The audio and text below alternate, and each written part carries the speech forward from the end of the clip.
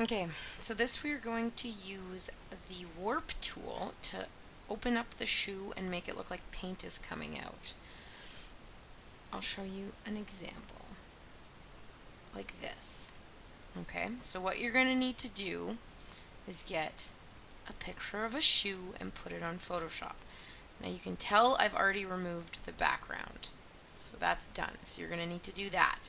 So you can use the lasso or the wand or the color range, however you want to remove the background. For the background color, I'm just going to do a gray box.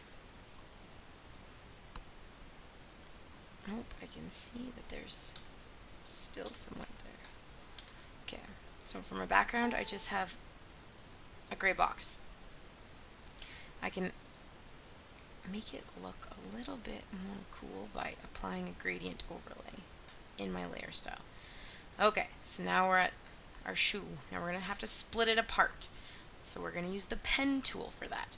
Before I start, I'm going to make a copy of layer 1 by grabbing layer 1 and bringing it to the new layer button, the post-it note. So now I have 2.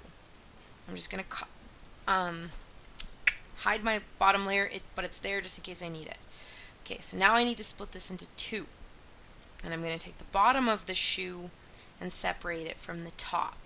So how I'm going to do that is I'm going to use the pen tool. The pen tool is going to let me add dots and make them curved.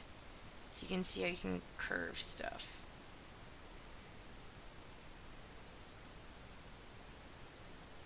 So select the bottom of the shoe.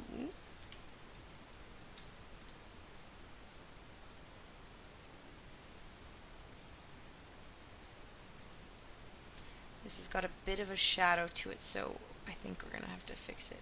Once you get the general shape, close that up, and then you're going to right click when you still have the pen tool and hit Make Selection. Don't worry about any of this and hit OK.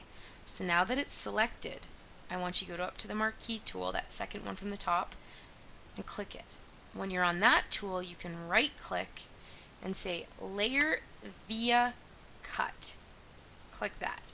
So now you'll notice a second layer has popped up. We'll name this one Bottom of Shoe.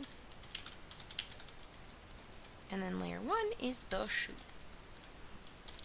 So if I hide that one, I can see that they're split up. So as I said, that shadow on the white might be a little bit silly. So if you wanted to come in with your eraser and clean that up,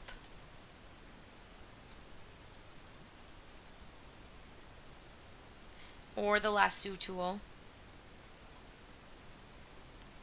if you had a really good hand. We'll just leave it for now, but feel free to do whatever. Okay, so now I'm going to make sure I have the bottom of the shoe selected, and I'm going to go up to my cursor, and I'm going to hit Control T. Now that's for transform, but did you know if you right click you can actually open up a whole bunch of options to transform?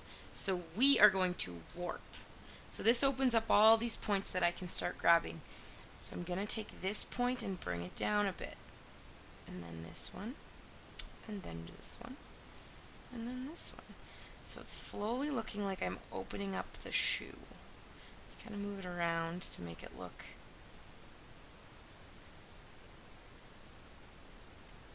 okay. Once you have it the way you want it, you're going to hit enter. Now go to the top of the shoe and hit Control T. Same idea, right click, warp, and we're going to lift this up a bit to really make it look like it's more open.